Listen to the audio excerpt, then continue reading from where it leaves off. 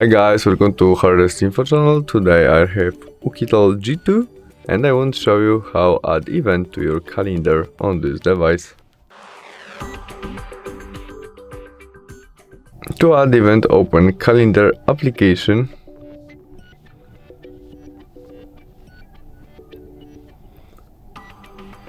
which is there, and tap on day when we want to add our event. We can change view for a month to be easily to search this day, and tap on maybe first.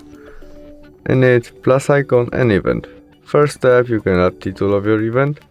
In this part you can add this event to group about what is it about our family, work, family or something like that, or house.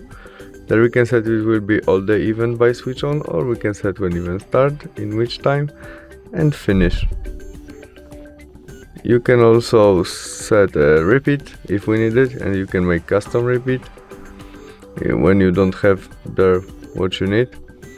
There we can add this event to people calendar, we can make video conference when event starts, we can add location about our event when we need, add notification, and we can add more than one notification, and we can make custom also.